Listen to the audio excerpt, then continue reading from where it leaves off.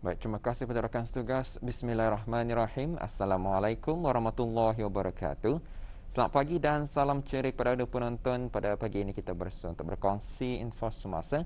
Dan apakah perkabaran anda di luar sana, kami doakan agar semuanya dalam keadaan yang sehat walafiat dan dalam keadaan yang baik-baik saja. Dan kepada kaum madam, jangan lupa pada bermula hari ini 17 November 2021 ada boleh sudah menempah slot fardu bagi menunaikan sembahyang fardu Jumaat melalui aplikasi Bru Health Auda pada jam 9 pagi ini, dan ia hanya dibolehkan kepada kaum adam yang berumur 18 tahun ke atas dan juga telah mendapatkan 2 dos suntikan vaksin lengkap vaksin COVID-19, dan anda boleh menempahnya pada jam 9 pagi ini melalui aplikasi Bru Health Auda. Baik, saya kongsikan di sini satu info semasa terlebih dahulu. Hari ini 17 November 2021 diteruskan lagi perkhidmatan klinik vaksinasi COVID-19 bergerak di Pusat Kesihatan Lamunin khusus bagi penduduk yang tinggal di Mukim Lamunin, Mukim Ukong dan juga Mukim Rambai dan kawasan sekitarnya Dan ia beroperasi dari jam 9 pagi sehingga 2.30 petang, dan perkhidmatan klinik vaksinasi COVID-19 bergerak ini akan diteruskan juga esok 18 November 2021 pada hari Khamis, dan kepada Auda yang ingin mendapatkan dos pertama khusus pada penduduk setempat, Auda boleh datang secara walk-in dengan membawa kad pengenalan atau pasport serta kad atau nombor BRUHIMS jika ada, dan juga terbuka kepada Auda yang telah pun dijadualkan untuk mendapatkan suntikan vaksin dos kedua khusus kepada penduduk yang tinggal di Mukim Lamunin, Ukong, Rambai dan sekitarnya. Dan untuk seterusnya berkata kita saksikan pula bahan sisipan yang kami sediakan untuk hari ini.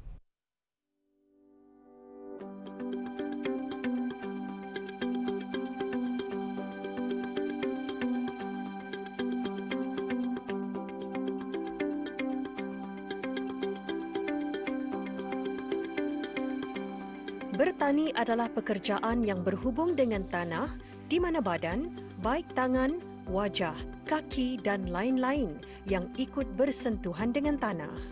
Petani juga merupakan orang yang diperlukan oleh masyarakat untuk memenuhi keperluan sehari-hari.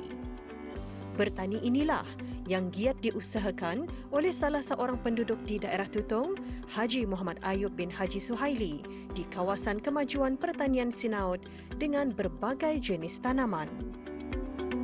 Tanaman-tanaman yang saya usahakan adalah tanaman cili dan berbagai cili Thai, cili besar, cili susu. Ini adalah tanaman utama yang saya usahakan sejak dari dulu. Mula-mula saya bertani iaitu tahun 2014, ujung 2014 dan 2015, di mana waktu itu saya masih mempunyai pekerjaan dan saya membuat pertanian sebagai menerokai satu bidang yang di luar daripada kemahiran saya. Bermula di Kampung Bukit Udal, dan di situ saya telah memulakan tanaman menggunakan kaedah fertigasi sepanjang tahun 2015. Beberapa kursus yang saya buat. Pada mulanya saya memasarkan di kedai-kedai runcit kampung dan juga di Pekan Tutong. Setelah hasil melimpah banyak dan tidak dapat dipasarkan melalui saluran kedai runcit, saya mencari peraih-peraih yang mengambil jumlah yang besar. Jika dibandingkan dengan harga peraih mengambil dengan harga yang saya boleh jual di kedai runcit adalah jauh berbeza. Pada musim kemarau sebetulnya adalah waktu yang baik kalau untuk bercucuk tanam, terutama cili. Memandangkan cili memerlukan sinar matahari yang banyak, kering dari segi sekitarnya bagi menghilangkan jangkitan penyakit dan juga musuh tanaman. Kering pada musim kemarau itu boleh kita atasi dengan penggunaan kaedah sistem penyiraman pengairan yang teratur, menggunakan kaedah sistem fertigasi yang mana baja dan air dialirkan sekaligus.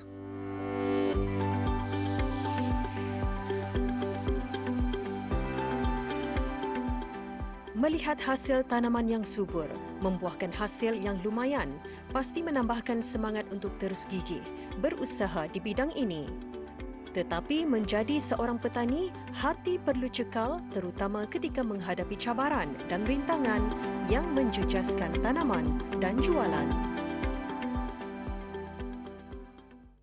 Pada mula saya berkecimpung dalam bidang pertanian, penanaman cili, peti kasih. Alhamdulillah waktu itu saya amat bersyukur dan rasa berbangga dapat menghasilkan ratusan kilo cili merah yang segar. Jadi dari sana rasa terharu juga lah. Kemahiran yang ada tidaklah setara mana, tetapi kerana usaha yang cekal dapat juga menghasilkanlah macam satu pusingan 300 kilo dan total jumlah keseluruhan sepanjang hayat tanaman mencapai 1 tan, 1000 kilo lah macam itu. Jadi itu bagi saya pencapaian yang dikagumi lah. Mengenai dengan keadaan semasa COVID-19, memang banyak cabaran-cabaran yang kami hadapi sebagai petani. Terutama sekali bagi mendapatkan input-input ladang, baja, racun. Selalunya kita perolehi dari Malaysia, Miri, Sabah. Jadi apa yang telah kami buat ialah mendapatkan di Brunei. Biasalah, jadi barang import memang mahal. Jadi itu juga menambahkan beban lah kepada kami untuk menghasilkan tuaian dan jualan. Walau bagaimanapun, harga produk-produk pertanian semasa COVID pun melonjak tinggi. Bolehlah dikompensate lah. Harga input mahal, tapi harga jualan juga turut naik.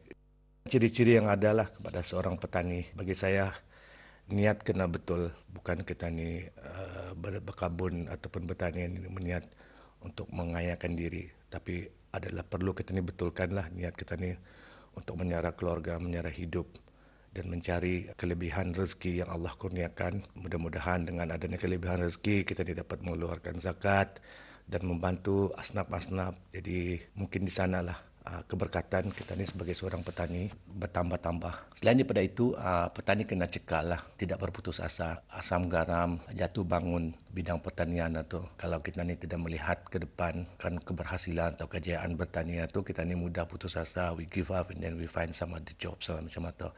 Tapi sebenarnya banyak manfaat yang boleh kita ni dapat lah. Dalam dunia ini tidak ada satu pun yang percuma, semua at cost, udara, oksigen, carbon dioxide. These are the things yang kalau kita ni bertani, we generate the oxygen atau kita ni resap carbon dioxide oleh tanaman dan ni produce balik oksigen. And walaupun bagi setengah kita ni dah melihat barang ni, but itulah cara Allah Ta'ala mentadbir dunia ni. Jadi kita ni sebahagian daripada jentera yang menghasilkan oksigen itu for free. Mudah-mudahanlah dengan sedikit kerjaan yang kita ni buat itu, kita ni boleh mendapat ganjaran dari pajaknya juga.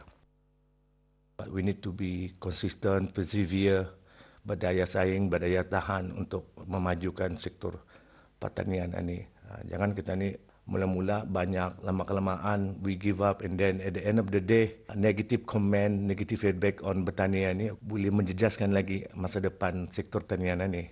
Jadi apa yang penting, we need to start. Boleh-boleh ini start with the right footing lah. With the right mindset, with the right attitude. As I said, never give up itu. So, mudah-mudahanlah apa yang berlaku masa ini, perkembangan belia ini akan lebih mendapat kejayaan lah. Jadi, rebutlah peluang yang ada di negara Brunei Darussalam melalui Jabatan Pertanian dan Agri Makanan, di mana tapak-tapak pertanian telah banyak ditawarkan. Saya melihat perkembangan pemberian tapak ini adalah itu memberangsangkan dan banyak telah diberikan. Namun apa yang perlu kita pertimbangkan ialah tapak-tapak hendaklah juga ditawarkan kepada pengusaha-pengusaha kecil yang ingin berkecimpung dalam bidang pertanian. Diberi bantuan semua sumber kewangan, input pertanian bagi memungkinkan diorang ini berkecimpung dalam bidang pertanian. Dan akhir sekali saya menyerulah kepada sesiapa belia ataupun orang ramai yang ingin menceburi di bidang pertanian, buatlah kerja-kerja usaha ini dengan lebih teliti. Bukan sekadar kita ni terajun macam itu. We need to study first lah. Not only the market, not only the potential, not only the feasibility of agriculture, but you need to ask yourself lah, can you sustain all the challenges? Bolehkah kita ni menghadapi semua cabaran itu? Cabaran-cabarannya tu apa? Dan apa cara kita ni mengatasi.